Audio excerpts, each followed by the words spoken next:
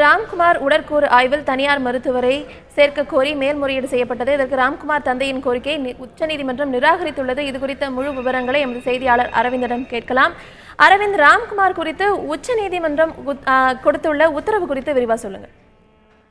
ராம்குமாரின் தந்தை பரமசிவம் தரப்பில் நேற்று முன்தினம் உச்சநீதிமன்றத்தில் ஒரு வழக்கு ஒன்று தாக்கல் செய்யப்பட்டிருந்தது. அந்த வழக்கானது ராம்குமார் பிரேத பரிசோதனையில் தங்கள் தரப்பு ஒரு மருத்துவரும் உடன் இருக்க அனுமதிக்க வேண்டும் என கோரி அவர்கள் உச்சநீதிமன்றத்தில் மேல்முறையீடு செய்திருந்தனர். இதே கோரிக்கையை முன்னதாக சென்னை உயர்நீதிமன்றம் தள்ளுபடி செய்திருந்தது குறிப்பிடத்தக்கது. இந்நிலையில் ராம்குமார் தந்தை தரப்பில் உச்சநீதிமன்றத்தில் தொடரப்பட்ட வழக்கு இன்று உச்சநீதிமன்ற நீதிபதிகள் ஜெகதீஷ் கெஹார், ஜே.எஸ். கெஹார் மற்றும் அருண் மிஸ்ரா தலைமையிலான அமர்வு முன்பு இன்று விசாரணைக்கு வந்தது.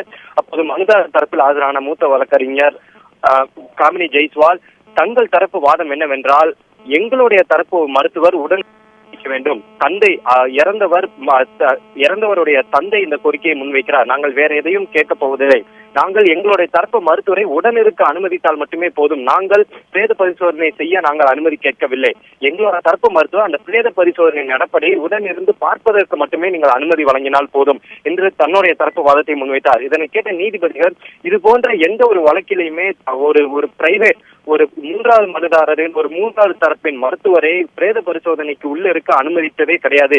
இது ஒரு புதுமையான ஒரு கோரிக்கையை மனுதாரர் தரப்பில் முன்வைக்கிறார்கள். இதனை என்றைக்குமே ஏற்க முடியாது.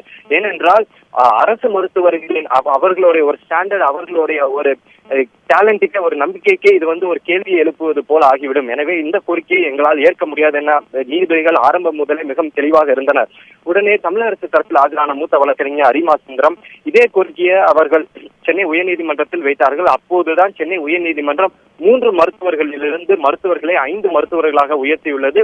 அதில் 5ஆம் மருத்துவர் எய்ம்ஸ் மருத்துவமனையின் தலைமை தரவியல் டிபார்ட்மெண்டின் தலைமை மருத்துவரையும் உடன் இருக்க சென்னை உயர்நீதிமன்றம் உத்தரவிட்டுள்ளது. அப்படி இருக்கையில் ஒரு தனிநபரை, ஒரு 3ஆம் நபரை இந்த பிரேத பரிசோதனை செய்யும் குழுவில் இடம்பெற வேண்டும் என மனுதாரரின் கோரிக்கை ஏற்புடையதல்ல என்று தமிழக அரசு தரப்பிலும் தன்னுடைய வாதத்தை முன்வைத்தனர். 2 தரப்பு வாதத்தையும் கேட்ட நீதிபதிகள், உங்களுக்கு அந்த பிரேத பரிசோதனையில் தவறாக நடந்துவிடுமோ அல்லது அரசுக்கு சார்ந்து நடந்துவிடுமோ என்ற அச்சம் இருப்பதால் தான் நாங்கள் எய்ம்ஸ் மருத்துவரையும் உடன் இருக்க அனுமதித்துள்ளோம்.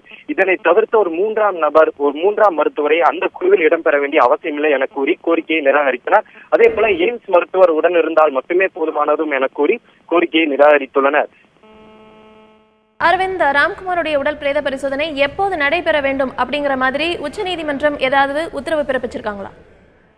அது தொடர்பாக உச்சநீதிமன்றம் எந்த உத்தரவும் பிறப்பிக்கவில்லை. முன்னதாக சென்னை உயர்நீதிமன்றமே அக்டோபர் 30ஆம் தேதி வரை பிரேத பரிசோதனை நடைபெற வேண்டிய செப்டம்பர் 30ஆம் தேதி வரை பிரேத பரிசோதனை நடைபெறக்கூடாது என ஒரு உத்தரவு கொடுத்திருக்கிறது. எனவே அது தொடர்பாக இன்று மனுவிலும் அது தொடர்பான வாதத்திலும் எந்த கோரிக்கையும் 2 தரப்பிலுமே முன்வைக்காததால் நீதிபதிகளும் அது தொடர்பான எந்த ஒரு உத்தரவையும் பிறப்பிக்கவில்லை. தற்போதைய நிலையில் முன்னதாக சென்னை உயர்நீதிமன்றம் பிறப்பித்துள்ள உத்தரவுப்படியே பிரேத பரிசோதனை நடைபெற உள்ளது. அரவிந்த், நீங்க குறிப்பிட்டது போல செப்டம்பர் 30ஆம் தேதி நாளைதான். அப்போ நாளைக்குள்ள அவருடைய உடல் பிரேத பரிசோதனை நடக்கிறதுக்கான வாய்ப்புகள் இருக்கா? இல்ல, செப்டம்பர் 30ஆம் தேதி வரை நடைபெற வேண்டிய அவசியம் இல்லை. செப்டம்பர் 30ஆம் தேதிக்கு அடுத்த பிறகுதான் நடைபெற வேண்டும் என சென்னை உயர்நீதிமன்றம் உத்தரவிட்டுள்ளது. சென்னை உயர்நீதிமன்றம் செப்டம்பர் 30ஆம் தேதிக்குள் நடைபெறுமாறு எந்த உத்தரவும் பிறப்பிக்கவில்லை. அந்த செப்டம்பர் 30ஆம் தேதி வரை காலவாசம் அவர்கள் ஏன் தந்தார்கள் என்றால், இந்த மனுதாரர் தரப்பில் அவர்கள் வேண்டுமானால் உச்சநீதிமன்றம் சேர்ந்து மேல்முறையீடு செய்யலாம் என்பதற்காக தான் அந்த கால அவகாசத்தை தந்துள்ளனர். அந்த கால அவகாசமானது இன்றுடன் முடிவடைகிறது. காரணம் என்னவென்றால், இன்று உச்சநீதிமன்றம் மிக தெளிவாக அவர்களுடைய கோரிக்கையை நிராகரித்துள்ளது. மேலும் அதே போல எய்ம்ஸ் மருத்துவரின் குழுவுடன் இந்த பிரேத பரிசோதனை நடத்துவதற்கும் உச்சநீதிமன்றம் அனுமதி அளித்துள்ளதால் அக்டோபர் 1ஆம் தேதியோ அக்டோபர் 2ஆம் தேதியோ பிரேத பரிசோதனை நடைபெறுவதற்கான வாய்ப்புள்ளது. அரவிந்த், இதுதான் இறுதி உத்தரவா எடுத்து செயல்படுத்தப்படுமா, இல்ல மனுதாரர் தரப்புல இதற்கு மேல்முறையீடு செய்வதற்கான வாய்ப்புகள் இருக்குதா? இதற்கு மேல்முறையீடு செய்வதற்கான வாய்ப்பு மிகவும் குறைவு. ஏனென்றால் இன்று மனுதாரர் தரப்பில் உச்சநீதிமன்றம் அவர்களுடைய கோரிக்கையை நிராகரித்தவுடன் மனுதாரர் தரப்பில் நாங்கள் எங்களுடைய மனுவை திரும்ப பெறுகிறோம் என கூறி அவர்கள் மனுவை தள்ளுபடி செய்ய விடாமல் மனுவை திரும்ப பெற்றுக் கொண்டனர். எனவே அவர்கள் மேல்முறையீடு செய்வதற்கான வாய்ப்பே கிடையாது. ஏனென்றால் மனு தள்ளுபடி செய்தால் மட்டுமே மனுவை மேல்முறையீடு செய்ய முடியும். இது போன்ற வழக்குகளில் அதை மீண்டும் மறு ஆய்வு மனுவை தான் தாக்கல் செய்ய முடியும். எனவே தற்போது அதற்கான எந்த சாத்தியக்கூறுகளும் இல்லை. ஏனென்றால் மனு திரும்ப பெறப்பட்டுள்ளது. எனவே அவர்களும் இதற்கு ஏற்றுக்கொண்டுதான் ஆக வேண்டும். தற்போதைய நிலைமையில் அக்டோபர் 1ஆம் தேதியோ அக்டோபர் 2ஆம் தேதியோ எய்ம்ஸ் மருத்துவர் தலைமையிலான பிரேத பரிசோதனை மருத்துவர் குழு பிரேத பரிசோதனை செய்ய உள்ளது. அரவிந்த், உச்சநீதிமன்றம் இன்று பிறப்பித்துள்ள இந்த உத்தரவு குறித்து மீண்டும் ஒரு முறை கொஞ்சம் தெளிவா சொல்லுங்க. இன்று உச்சநீதிமன்றம் மிக தெளிவான ஒரு உத்தரவை பிறப்பித்துள்ளனர். அவர்கள் அதில் ராம்குமாரின் பிரேத பரிசோதனையானது எய்ம்ஸ் மருத்துவர் தலைமையிலான குழுவுடன் நடைபெறுவதற்கு அவர்கள் அனுமதி அளித்துள்ளனர். அதே போல மனுதாரர் தரப்பு, அதாவது ராம்குமாரின் தந்தை தரப்பு கோரிக்கையான எங்களுடைய தரப்பு ஒரு மருத்துவரும் அந்த குழுவில் இடம்பெற வேண்டும் என்ற கோரிக்கையை நீதிபதிகள் மிக தெளிவாக நிராகரித்துள்ளனர்.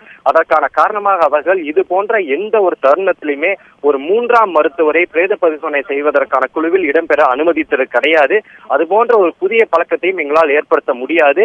அரசு மருத்துவர்களே இந்த பிரேத பரிசோதனையை செய்யவிருக்கிறார்கள்.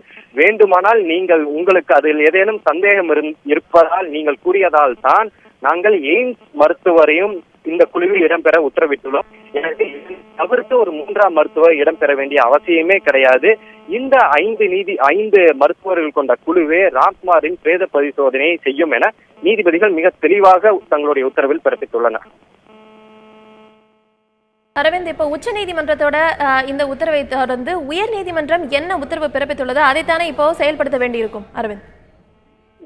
உயர் நீதிமன்றத்தில் 3 நீதிபதிகள் கொண்ட டிவிஷன் பெஞ்ச் மிக தெளிவான ஒரு உத்தரவை பிறப்பித்துள்ளார்கள். அவர்கள் முன்னதாக 4 மருத்துவர்கள் இருந்தார்கள். 4 மருத்துவர்களை தாண்டி ஒரு மருத்துவர்களை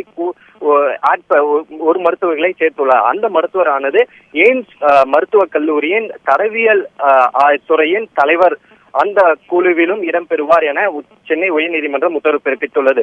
அதனை எதிர்த்துதான் இவர்கள் தரப்பில் சென்னை உயர்நீதிமன்றத்தில் 5 நீதிபதிகள் கொண்ட அமர்வுக்கு இந்த வழக்கை ஏற்று விசாரிக்க வேண்டும் என கோரிக்கையை வைத்தார்கள். ஆனால் சென்னை உயர்நீதிமன்றம் 5 நீதிபதிகள் கொண்ட அமர்வு இந்த கோரிக்கையை விசாரிக்க வேண்டிய அவசியம் இல்லை என நிராகரித்தது. அதனை தொடர்ந்துதான் அவர்கள் உச்சநீதிமன்றம் வந்தார்கள். ஆனால் இன்று உச்சநீதிமன்றம் சென்னை உயர்நீதிமன்றத்தின் டிவிஷன் பெஞ்ச் அந்த 3வது நீதிபதியின் உத்தரவே போதுமானது, அதைவே உறுதி செய்துள்ளதால் அந்த உத்தரவே தற்போது மீண்டும் அமலுக்கு வருகிறது. அந்த உத்தரவை செயல்படுத்த வேண்டிய அவசியமும் ஏற்பட்டுள்ளது.